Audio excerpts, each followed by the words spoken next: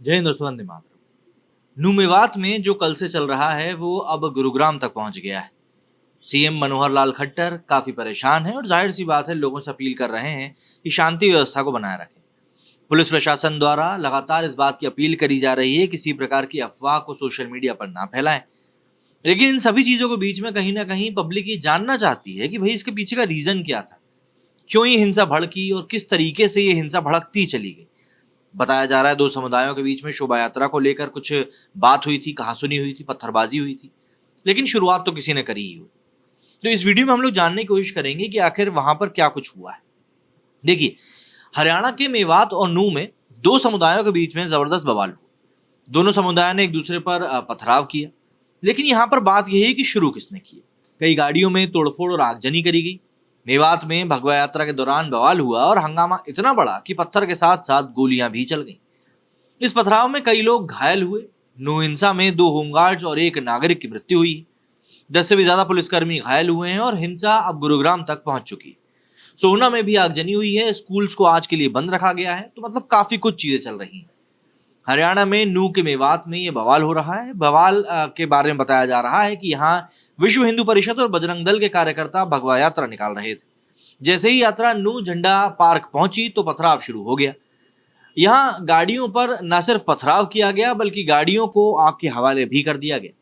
आरोप लगाया जा रहा है कि ये पथराव और गोलीकांड मुस्लिम पक्ष के लोगों ने किया। पथराव के बाद हिंदू पक्ष के लोग भी भड़क उठे। ऑब्वियस सी बात है, सेल्फ डिफेंस करना तो भाई एक सिविल राइट होता है। तो ऐसे में ये इलाका देश की राजधानी से मात्र दिल्ली से मात्र 1.5 घंटे की दूरी पर स्थित है। मेवात जैसे इलाके में धार्मिक यात्रा और पथराव से तनाव और बढ़ गया। मंदिर को घेर कर हमले का दावा किया जा रहा है। मंदिर में दावा किया जा रहा है कि वहां पर सैकड़ों लोग फंसे हुए थे, जिन्हें की बाद में रेस्क्यू किया गया। उस मंदिर की तस्वीरें भी निकलकर सामने आ रही, जिसके आसपास से काला काला धुआं उठता हुआ दिखाई दे रहा है। अब यहाँ पर हिंदू पक्ष का आरोप है कि उन्होंने प्रशासन को 6 महीने पहले ही यात्रा के बारे में अवगत करा दिया था।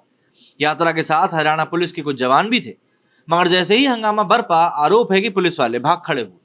वीएचपी के एक कार्यकर्ता का कहना है कि चाहे मरना हो लेकिन हम यहां से नहीं जाएंगे। बताया जा रहा है कि एक पक्ष कई दिनों से इस भगवा यात्रा का विरोध कर रहा था और आखिरकार यात्रा में हंगामा हो ही गया, जिसमें कई लोग घायल बताए जा रहे हैं। फिलहाल मेवात में हालात संवेदनशील हैं।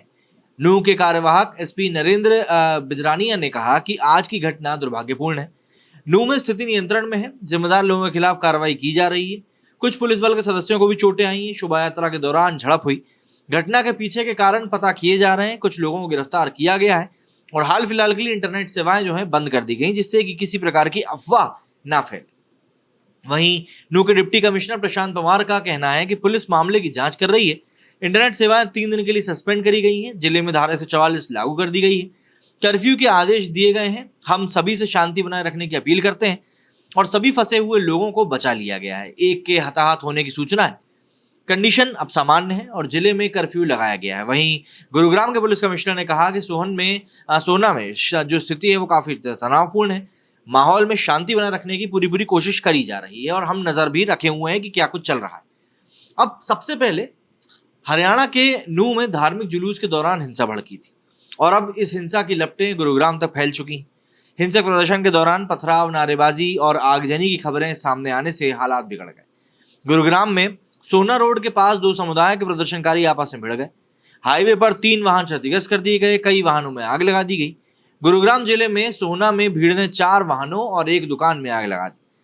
प्रदर्शनकारियों ने घंटों तक सड़क जाम करके रखी। गुरुग्राम के उपायुक्त निशांत कुमार यादव ने सोशल मीडिया पर किसी भी तरह की आपत्तिजनक पोस्ट के लिए सख्त कानूनी कार्रवाई करने की चेतावनी भी डाली। पुलिस के मुताबिक भीड़ ने पथराव किया, कारों में आग लगाई। घटना के बाद नूह में धारा 144 लागू कर दी गई। एहतियात के तौर पर जिले में 2 अगस्त तक मोबाइल और इंटरनेट सेवाएं निलंबित कर दी गई हैं। सोर्सेज ने बताया कि बजरंग दल और विश्व हिंदू परिषद द्वारा संयुक्त रूप से ब्रजमंडल यात्रा आयोजित की जा रही थी। इसी यात्रा पर पथराव किया गया। हरियाणा के मुख्यमंत्री मनोहर लाल खट्टर और अन्य नेताओं ने लोगों से शांति और सद्भावना बनाए रखने की अपील करी। अब ऐसे में सवाल उठता है कि आखिर ये हिंसा भड़की क्यों? तो खबरों के मुताबिक नूह जिले के नंदगांव के पास स्थित विश्व हिंदू परिषद के कार्यकर्ता रैली निकाल रहे थे। इसी बीच लोगों के एक समूह ने पथराव कर दिया। ये हिंसा गोरक्षकों और भिवानी मौत मामले के आरोपी मोनू मानेसर के मेवात जाने की खबरों पर भड़की थी। इस साल फरवरी में नासिर जुनैद की मृत्यु मामले में दर्ज एफआईआर में मोनू मानेसर का नाम था। हरियाणा के भिवानी जिले में एक बोलेरो में 2 लोगों के जले हुए अवशेष पाए गए थे। मोनू मानेसर ने लोगों से बजरंग दल के सदस्यों द्वारा निकाली जाने वाली शोभा यात्रा में शामिल होने की भारी से भारी संख्या में अपील करी थी। हालांकि इलाके के लोगों ने इस पर गुस्सा जताया। मोनू के खिलाफ विरोध प्रदर्शन की चेतावनी दी गई।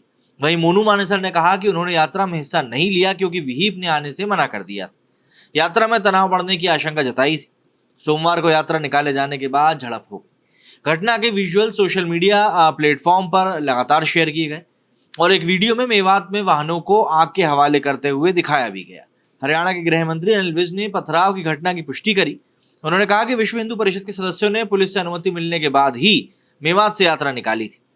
हालांकि जब यात्रा नंदगांव पहुंची तो दूसरे समुदाय के लोगों ने यात्रा पर पथराव करना शुरू कर दिया। आसपास के जिलों से पुलिस टीमों को मेवात में तैनात किया जा रहा है। उन जगहों पर हेलीकॉप्टर से जवानों को भेजा जा रहा है जहां पर सड़कें अवरुद्ध करके रखी गई और यहां पर लोगों से शांति बनाए रखने की लगातार अपील की जा रही है।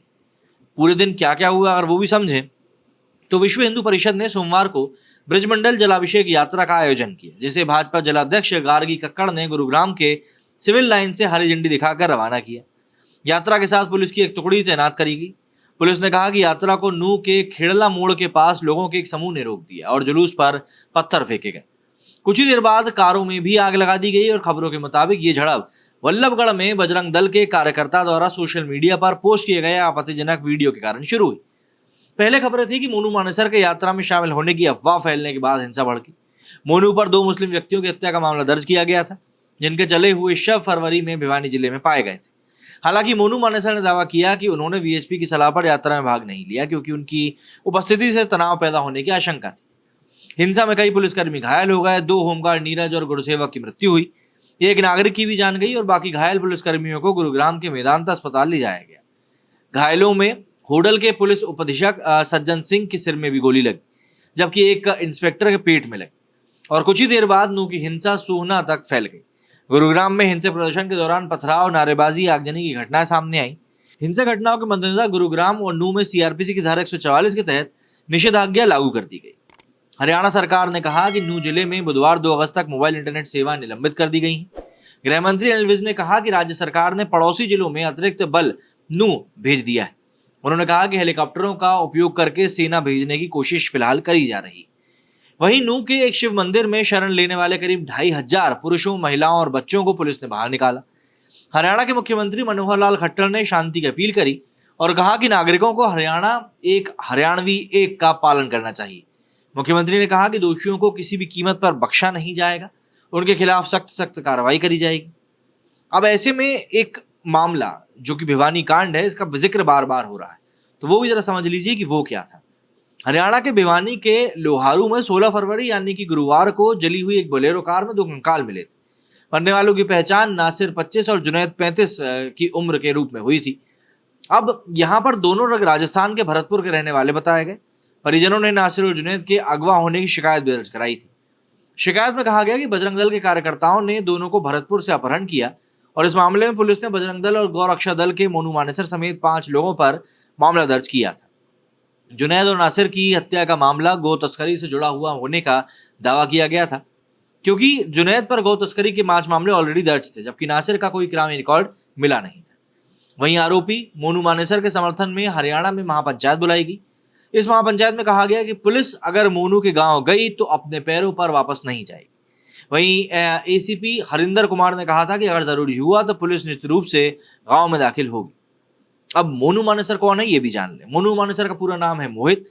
वो मानेसर का रहने वाला है। पिछले 10 से 12 साल से बजरंग दल से जुड़ा है। पिछले कुछ सालों से गो तस्करों से मुठभेड़ में मुख्य चेहरे के तौर पर उसका चेहरा सामने आया है।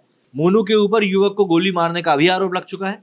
मोनू काऊ प्रोटेक्शन टास्क फोर्स का भी सदस्य है और जाहिर सी बात है, जो गो तस्करी करी जाती है, गो तस्करी को रोकने के लिए प्रमुख तौर पर वो काम भी कर रहा है।